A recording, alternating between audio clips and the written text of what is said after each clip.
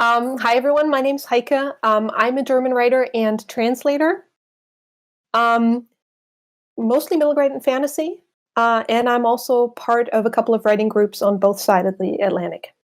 So my name is Ellis Johnson. I write weird fiction and dark fantasy. I've published over 40 short stories and 3 out of a quartet of queer Gothic novellas that a reader kind of described as Lovecraft meets Jane Austen. I've also been in writing groups and workshops and I was actually doing this math last night and I freaked myself out because I think it's almost 3 decades now. I've been in groups since I was a teenager and I have an MFA. All right, Mike. Hi, I'm Michael Haspil. I'm a writer, urban fantasy, horror, science fiction, regular fantasy. I write tie-in fiction. My debut novel is called Graveyard Shift, about an immortal pharaoh that has to deal with a vampire conspiracy. So, and I've got a couple other tie-in short stories, but they're not out yet. They're coming out this year. Cool. All right, and I'm Allie May. I write primarily young adult fantasy. All my published stuff is pretty much fairy tale retelling. I've got one here. This one's my favorite. So, and I have been part of the same writing group for 7 years, going on 8 years. It's online, and they are the reason that I am published. And everything I am, I owe to them because they helped me through everything. So I think the first question I'd like to ask is, where do you look for your writing groups? Or not where, what do you look for in a writing group?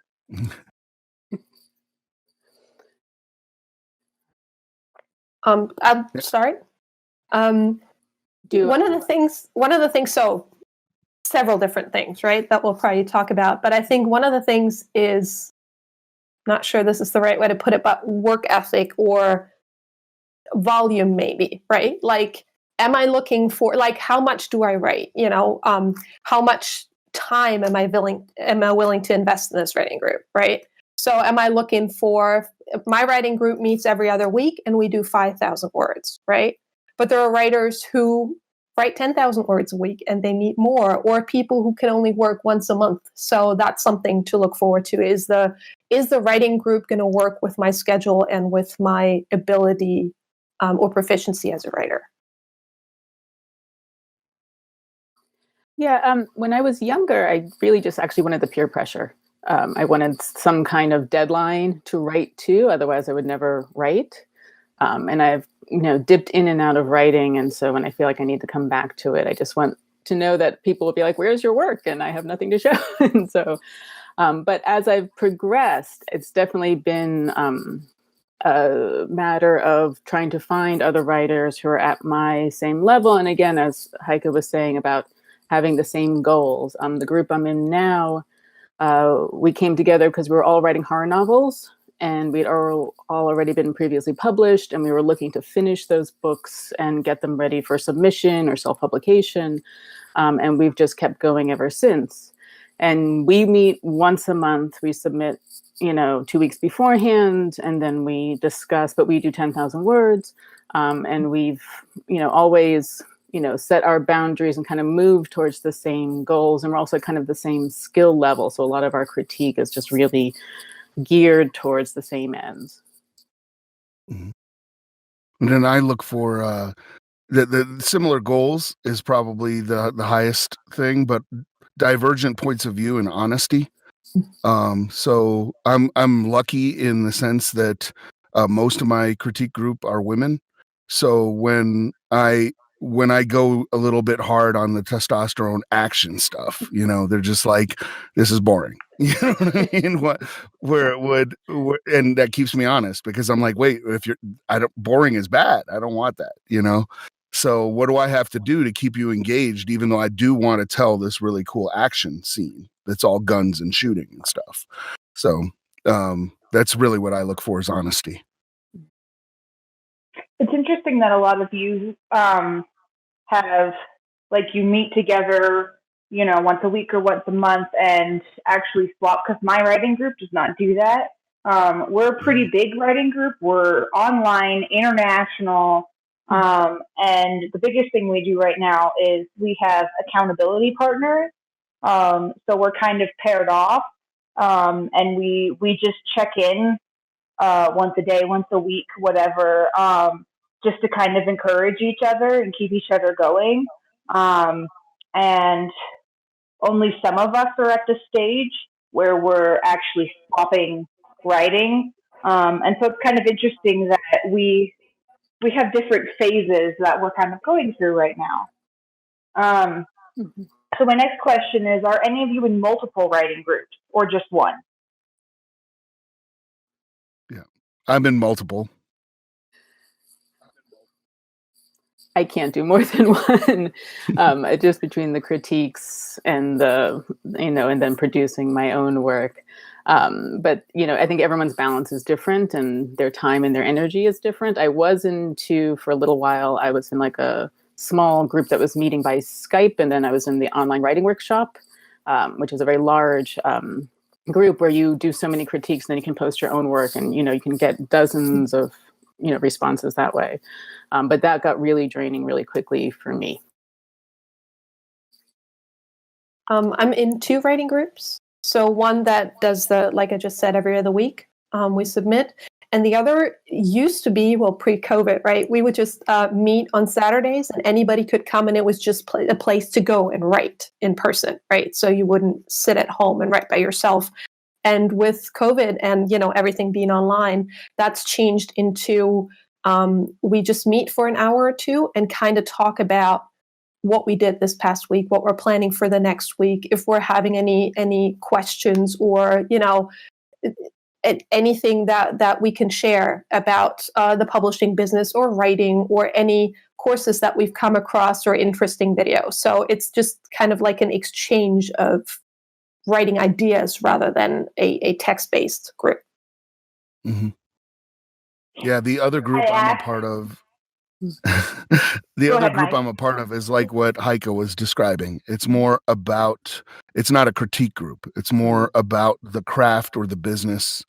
And it's an information sharing group. Like, hey, we just discovered this, or here's a really good article about that, or have you read this book on the craft or on the business, or here's the latest on the Amazon algorithm or something like that. Although I want to add, sorry, Allie, we keep interrupting you. So Mike, that's one part of my writing group, but the other part is the encouragement group, right? Like every week, one of us will be there and be like, oh, this was so hard, and I can't do this, and my writing stinks, and I'm never going to be published. And then the others kind of like build you up. And it's also become a place to celebrate successes, which is really nice, right? Like, I can't wait to tell them on Saturday when we meet what happened that week if something good happened, because I know they're going to be happy for me and they're going to celebrate with me, which is just really nice if in your immediate surroundings or, your circle of friends, you don't have any writers who understand. They're always going to understand how cool it is, whatever happened to me in terms of writing that week. And that's a really nice thing. I asked because I was in two different writing groups, and I ended up leaving one of them because it was not giving me what I needed out of the group. So my next question is, what kind of feedback are you typically looking for, and how do you get that across to your writing group? Because I kept asking my other writing group, I kind of need positivity passes. I'm looking specifically at characters and what works and what doesn't. And their feedback was kind of all over the place, and it wasn't focusing on what I needed. So how do you guys stick that across? One of the things I look for. Sorry. No, go ahead. One of the things I look for is I just told, especially because we use the comments in Word to do the critiques.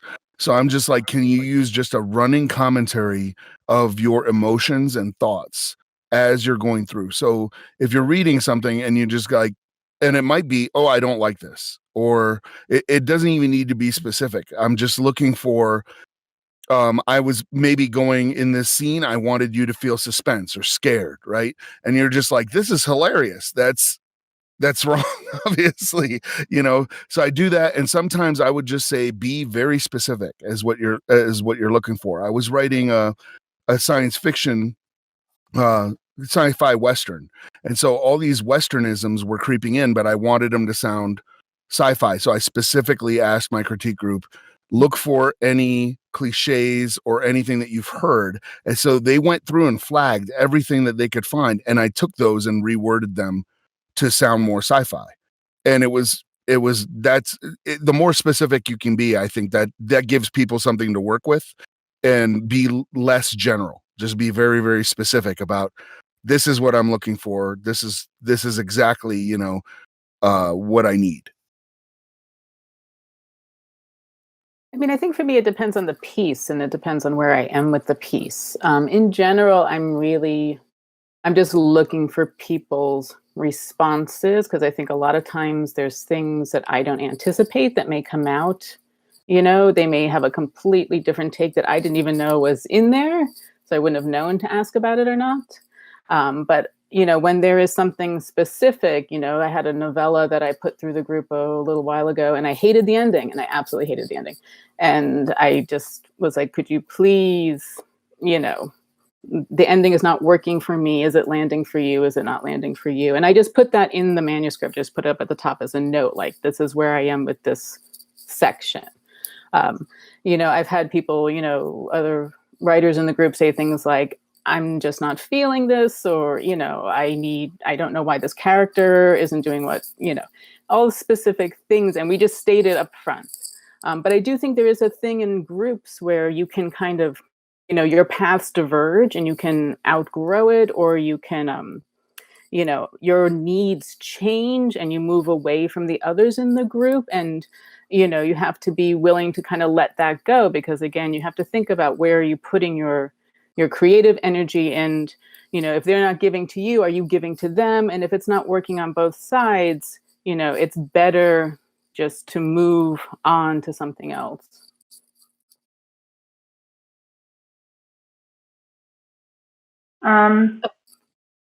Then my next question is, how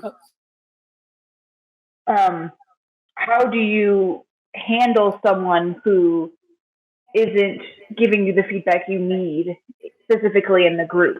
If have you ever had just one person who kind of doesn't seem to be working out, or they seem to be getting more than they're giving?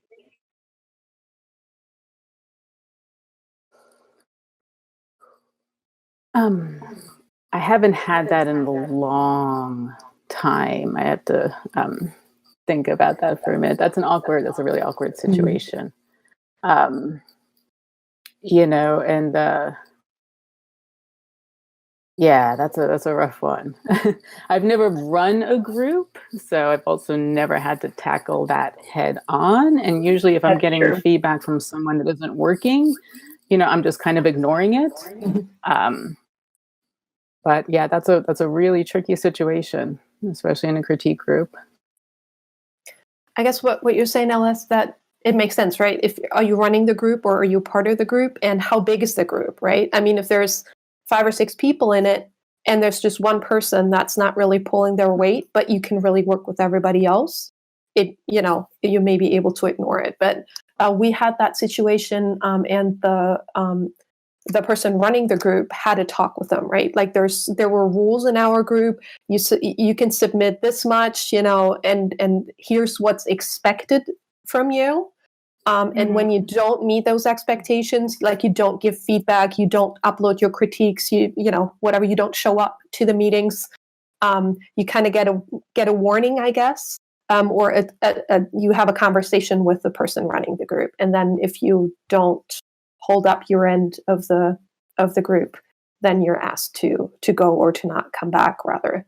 But that's Yeah, I mean, I nicest think, situation to be in. certainly, I mean, the rules are important, right? And everyone kind of agrees on them. Nobody in my group brings 30,000 words and expects you to read it. Nobody bails on the critiques, that kind of thing. But I think there can be a more subtle thing where someone's just, say, giving you feedback like, this is great. And that's it, that kind of thing where they're doing the work and they're showing up, but somehow their critique isn't really going as deep, say, as everybody else's is. And I think that gets into a kind of a dicey area, especially in a small group. It's why I don't want to run groups, because I don't want to have to, think about that or try to, balance that or explain that. One of the things I've run into, not in my primary critique group, but a secondary one, is that kind of, hey, this is great or this sucks, and you sometimes you have to mentor that person to be a critiquer. They may not know how to give a critique, so they're just resorting to the base, this sucked, I don't like this was great. And you may have to sit them down and go, okay, I can't do anything with this sucks. Tell me why it sucks. Tell me why you didn't like it. Tell me something else beyond that. And you may have to mentor that person into being a critiquer, because they may not know how. I guess it's also I think it's easy. Sorry. I was just going to say very quickly, I think it's easy, especially when you're further along in your career, to forget that critique is a learned skill. Yeah. I guess it also makes a difference how that group is run, right? So we meet for 2 hours to talk about everybody's, right? So I have a chance to ask those people maybe that, don't give me very elaborate comments in the document, but I can ask them, what did you mean here? Or I can ask them follow-up questions, or, so to your point, Mike, you can train them that way, or kind of show what you were looking for a little more, or get a little more out of the person because you have a personal relationship with them.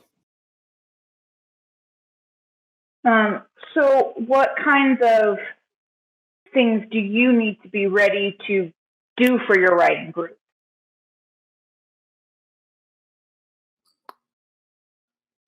You need to be able to be present for them. And when I say that, I don't mean just at the meeting. I mean, when somebody, and we've all been guilty of this, I'm sure, when somebody sends in their 20 pages or something like that, and you get to it an hour before the meeting because you had a busy week. That's not being present for your critique group, because you're going to do a really sloppy job.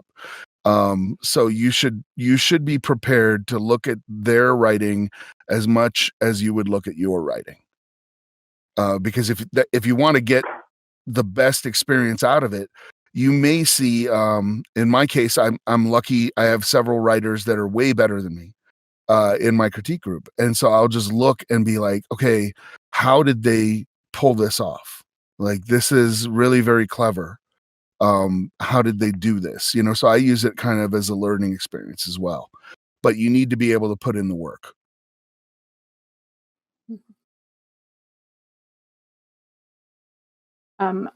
I would say you need to be ready to focus on this two things. That you need to be ready to focus on the story that's on the page, right? The person's story, not the way you would write the story.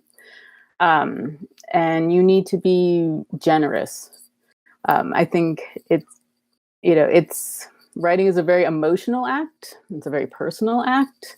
And I think we can kind of forget that in our rush to fix things in the story, and kind of approaching your critique with sort of a generous spirit and taking it in a generous spirit goes a long way to just making the group run smoother and helping everyone have a better experience with it.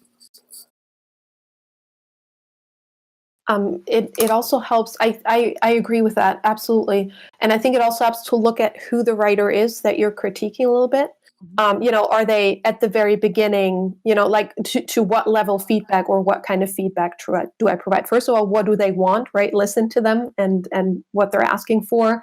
But then also, saying where are they in their writing journey and what's going to help them progress. So I know there's a couple different kinds of feedback that you can give. And you can give feedback either as a reader or you can give feedback either as a writer. And do you guys give different kinds of feedback depending on where they are in their drafting process? Mm-hmm. Oh, absolutely. Yeah, absolutely. Yeah. Sorry, go ahead, Mike. Yeah.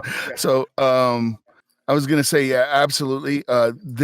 Because I tend to say you focus on the reader, not on the writer, because that's who ultimately the book is for. Your fans are going to be readers, not writers. Hopefully.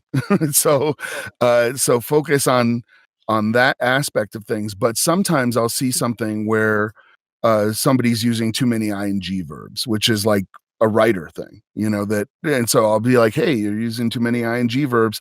And then I usually, if they're new, I'll explain why that might not be the best way to do things. But if we're in my group, we're far enough along, I'll just say, hey, ing verbs, and that's it. So we have a shorthand that we just work on.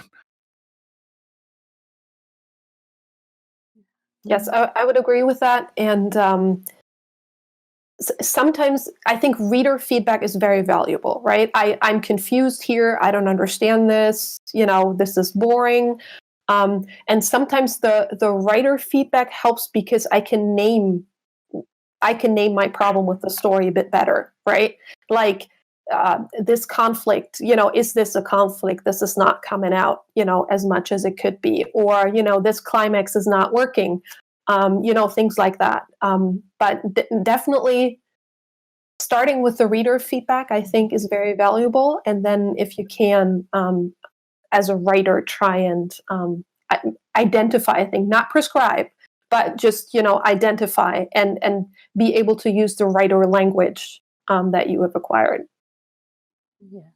And I think, the reader feedback is also great because I think it's easier to also say, I just really love this. I wrote this part. This is the best, this is the part that got me excited. This is the part that kept me reading. I don't actually, and this is just my own personal thing, I never actually get into people's language at all, verbs or things like that. I just feel like that's something that will come eventually. If you're published, you'll get copy edited. If you self-publish, hopefully you'll do a copy editing pass on it. I'm really try to just focus on the story, and is the story being told as clearly and as with as much strength as it can be. But that's my personal thing. And I never really distinguished before between like a reader feedback and a writer feedback. I think at this point it's kind of all jumbled in my head. As for me, if I start saying about how, I really loved this because of this beat that you hit here, that's like, that totally nailed the character arc. It just kind of comes out. I can't really separate it anymore. And then I liked the word prescribe. I thought that was a good word. And then it made me want to ask a question, because giving a critique is not giving advice on how to fix it. So have you ever hit moments where you have crossed that line into giving advice, and why? Or when does that become necessary? I think that's an easy trap to fall into, right? And you kind of have to train yourself, especially in the beginning, to train yourself to take a step back, maybe. And maybe I find that the more feedback I get, the better I understand what good feedback is. So it is a learning process. Well, it's just, I guess you have to accept that this is not your story, right? It's somebody else's story. Mm-hmm. And sure, you can make suggestions. You can say, I don't know, there's, always another dragon in the story is always going to make it, better in my eyes. But, not everybody thinks that way. But like, things like that. I mean, you can set, that's like the fine line between helping out with ideas or maybe brainstorming, and the author is the one who makes the decision ultimately, right?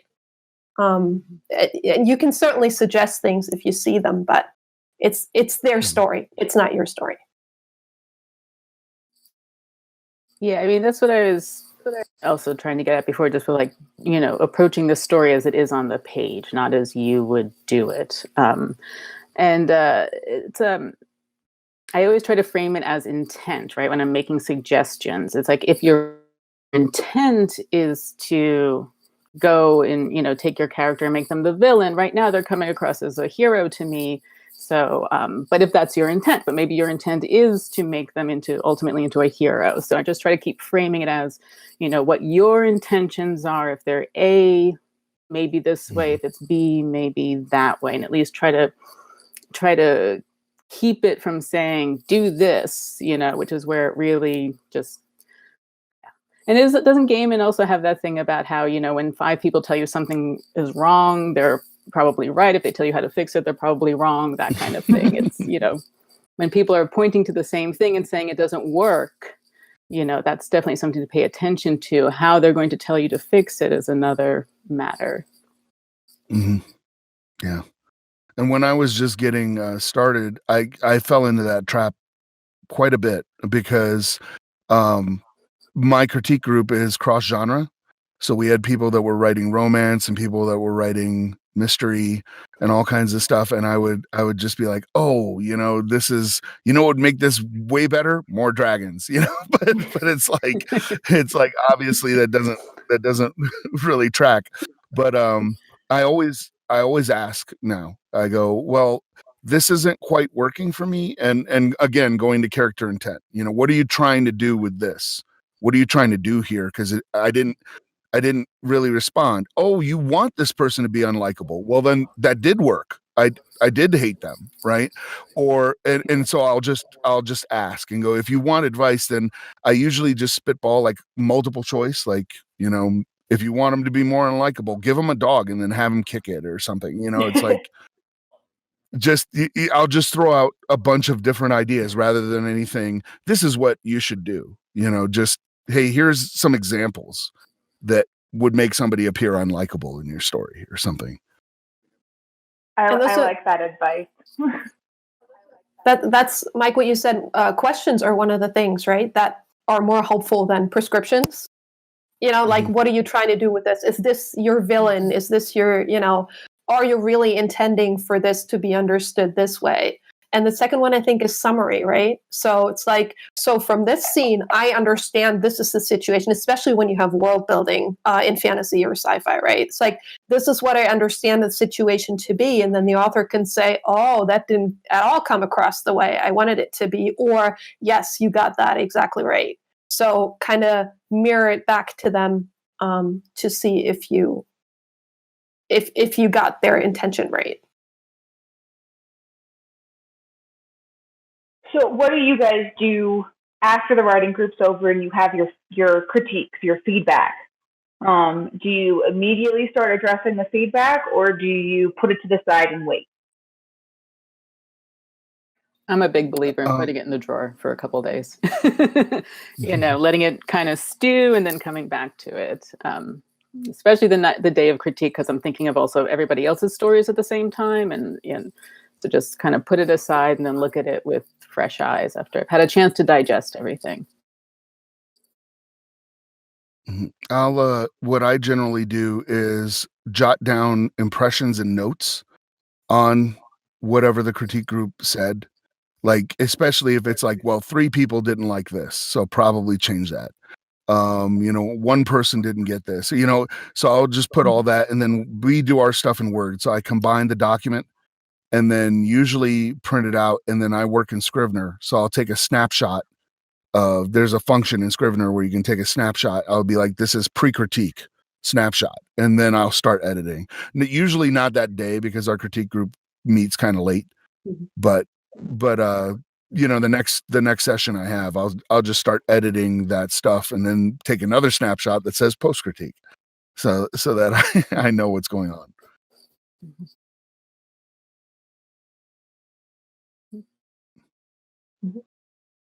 How do you do it, Allie? I'm curious. You keep asking us. It depends. When I was meeting in person with a writing group, we had all our stuff printed out, and so I would be, either handwriting notes or they would silently read and handwrite notes just to give kind of first impressions, and then we'd have a discussion afterwards. And depending on the feedback, if it was like big major changes, or if it was like, I don't like the way the sentence is worded, I'm like, oh, I could fix that right away. But if there seems to be bigger problems, sometimes I even have to wait until they've read a little bit more before I can figure out how to change. And I always like having conversations with my critiquers. My writing group is online. It's on Scribophile if anyone uses that website. And we have whole discussions that you click on, and you just have the whole discussion where you can ask questions and people who have read can, pitch in and answer, or you have like the personal messages, direct messages that you can send back and forth.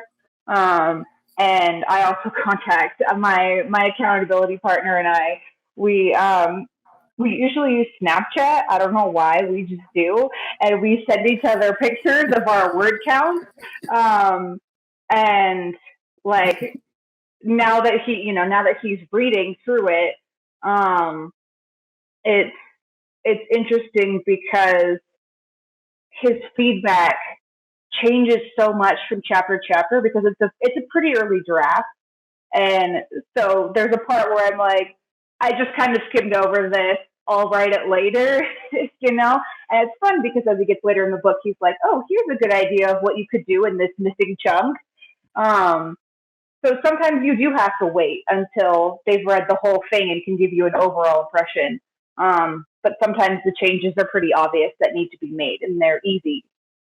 I think we're about ready. Oh, actually, has anyone had any really good experiences or really bad experiences in their writing group?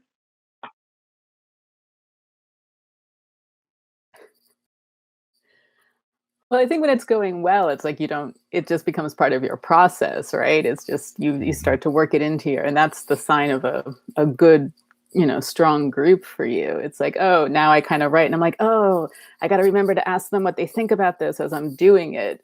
I've had, as I said, I've been in and out of a lot, and I've had some interesting moments. I had one where a critiquer just went off on me for a whole page of critique about how teenage girls don't curse that much. And that I was just writing this really offensive story where these girls were like monsters to her. And it's like, wow, okay. But I did have, actually, I should say, I did have one where we had... someone submitted a story and we critiqued it, and the character arc really wasn't working for any of us. And they just sort of snapped halfway through. And I think what it was is that they were basically writing themselves, that it was a personal situation that they had put into the story, and that what they were really expecting was just validation. That, oh, you did oh, this poor person, what they've gone through. And instead we're like, why did they make these decisions? It's not quite following from where, and so they, again, it's about kind of coming in generous, but also prepared to take the critique. When groups go very bad, they can one of the ways they can go bad is they start to become someone's sort of substitute therapy almost. And it's something to be watchful of, and again, to kind of meet with generosity, but that's not what it's there for. That was a hard day. That was a hard day in that group, and it didn't really last long after that.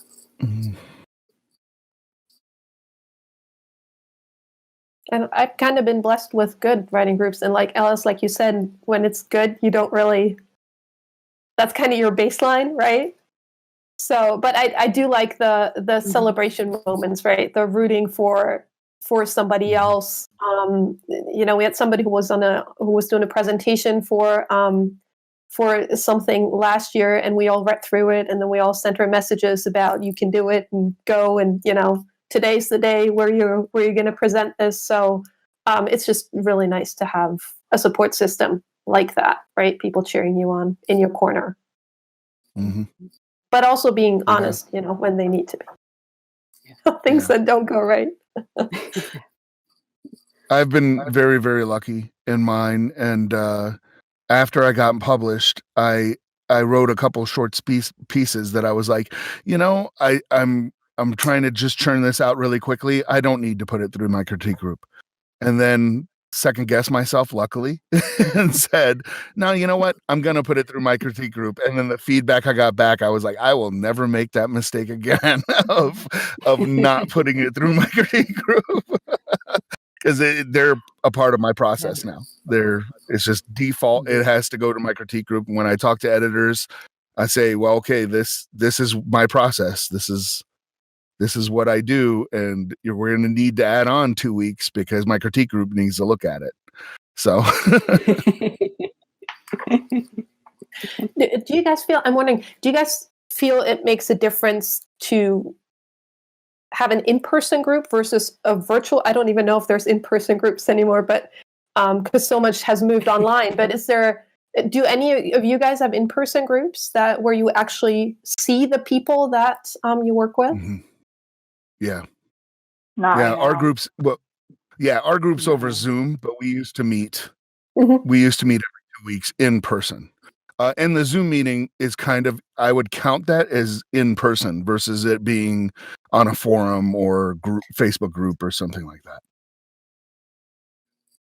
Yeah, it's been like Skype or Zoom for a while now, just because, you know, so the writers I've connected with were scattered across several states. So it's just, and again, it's more about like, you know, common goals and common levels and common, you know, ground rules for feedback. You know, I've tried going to some in-person groups around here and it's never quite meshed in that same way. The one thing I do like about face-to-face groups, that I guess I won't say in person, but face-to-face groups, is that you get to have an actual conversation rather than just receiving, you know, paragraphs of feedback. And getting to have an actual conversation helps me work out a lot of problems. And I feel like that helps you to be able to express what you need from your writing group better than just, again, because if you're just sending them, you know, a couple of paragraphs, here's what I'm looking for. I don't find that as helpful. So it kind of depends. I think we're ready to turn the time over to Q&A. So do we have any questions, producer? We've got lots of questions. Oh, good. Regina asks, for those in multiple writing groups, different projects for different groups, or do you submit the same material to some or all of them?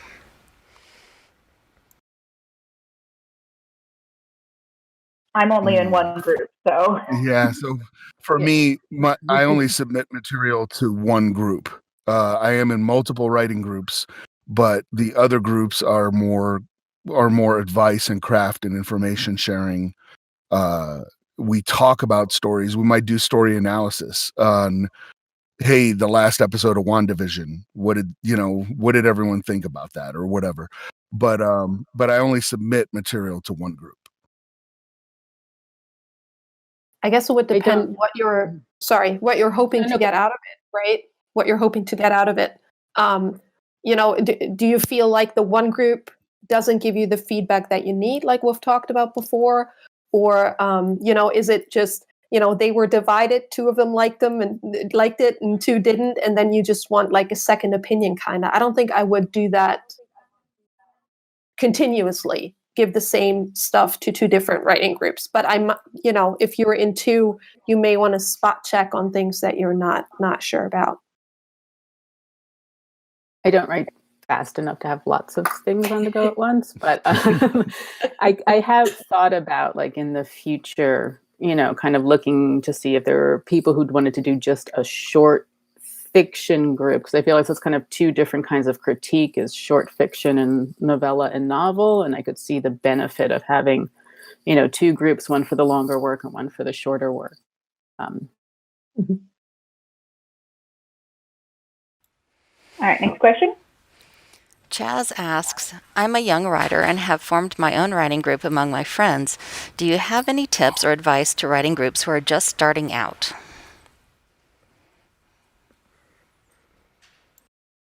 Be clear on what kind of feedback you want. Make sure that the people in your group can give you what you need. Be brutally honest. That would be like make up a rule that no matter what, anybody can say anything in the critique group and no one's going to get their feelings hurt. That's not going to happen. You're going to get your feelings hurt. But you're going to need to, if you want to be a writer, you're going to get your feelings hurt. So just learn early.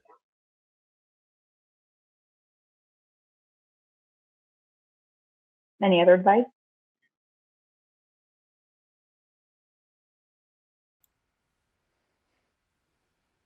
I can't hear Ella. Yeah, if you maybe just to set the ground rules clearly, the expectations, set them clearly up front. How much are you... Oh, I'm sorry. Am I? No, I can hear you now. No, I shouldn't be. Just to set the ground rules clearly and set the expectations up front so that everyone... Oh, okay. That was weird. So did you get that part, or did I? Yeah. Yes. No. Okay. Yeah.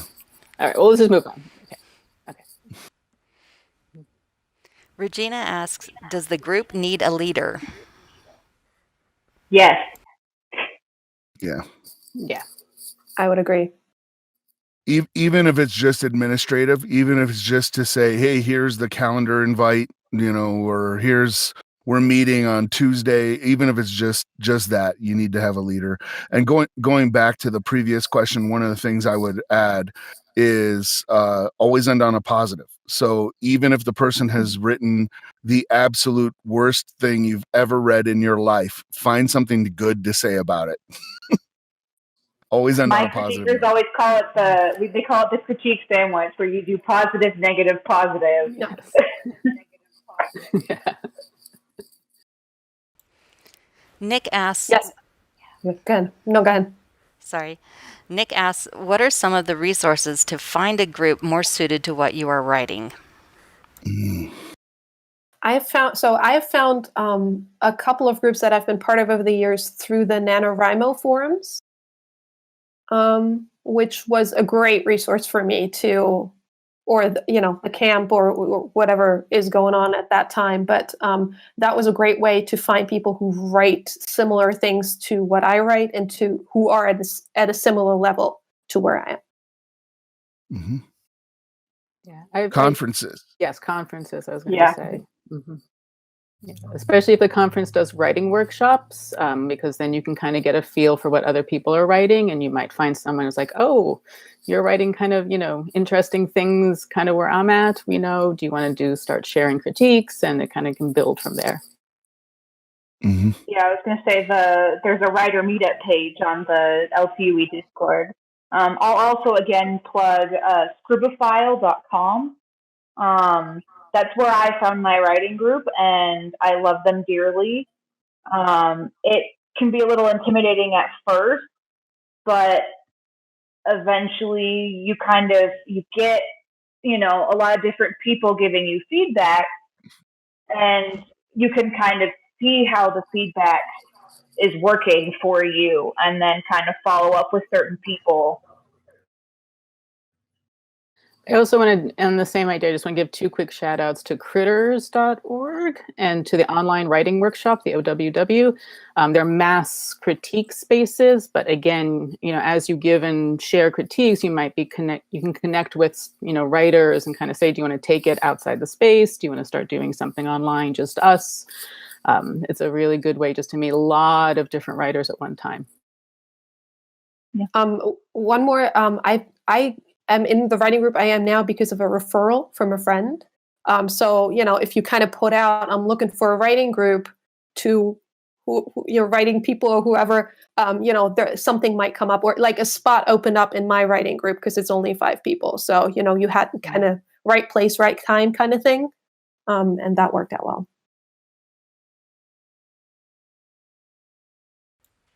All right. Do we want to do one more question? Sure, we've got 5 minutes left. Laura asks, what do you share with your group when you're brainstorming or outlining phase where there is no readable prose to share, or do you simply critique others' work and wait to submit until you are drafting again?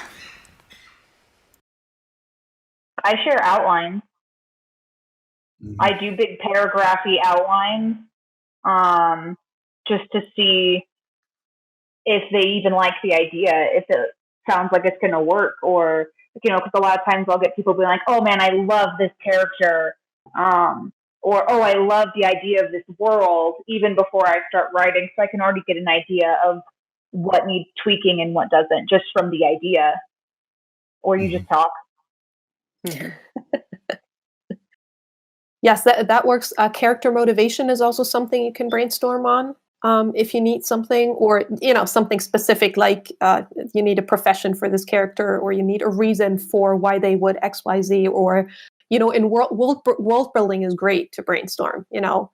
Just people come up with things about what a certain aspect of your world looks like. So that helps if you don't have any text to submit, and I think that's a very valid part of the writing group. Yeah, in our group, we actually set aside time. If somebody needs to, they're like, hey, I'm just starting this story. I would like to set aside an hour of the next meeting to brainstorm. So we'll just do that. Yeah, I mean, I've I haven't done it yet, but I've critiqued people's outlines, and I just did someone's front matter, where it was like detailing the mythology of her world, and we kind of looked at that and asked questions about that, which is, and I anticipate that doing that for my project in a few months' time. All right. Do we have any final closing remarks? And where people can find you post-conference?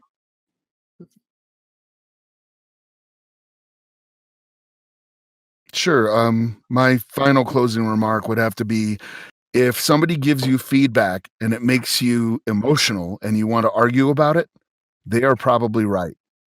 They might not be right about how to fix it, but they're probably right, because your defense mechanism's engaged to try to argue about it. So, and you can find me on Facebook and Twitter. I'm under Michael Haspil on both. I would say just remember that critique is a learned thing. And I think also getting the distance, the emotional distance from your work is a learned thing. So, be generous with each other, be generous with yourself in how you respond. That's one of the reasons why I started putting things in the drawer when I first got critique, is just to give myself time to emotionally separate from it so I can look at it clearly. And my website, I think it's in my bio, it's traversingz.com.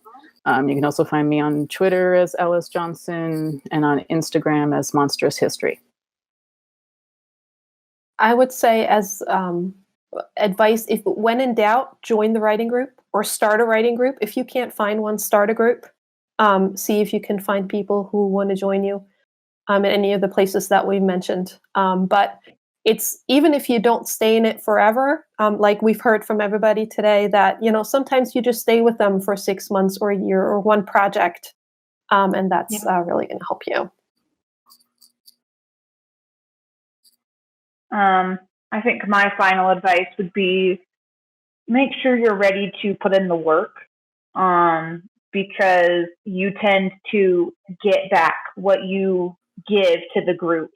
And that's how you can form lasting writer friendships, and friends who will promote your stuff on Twitter or Facebook or whatever, because they fell in love with it even at early stages, and they worked you through the whole thing, and they love it almost as much as you do. So just make sure you're trying to put in the work to create these relationships. And then you can find me on Twitter and Instagram at Allie May Author. I have a website too. And I think we're out of time now. So thank you everyone for attending.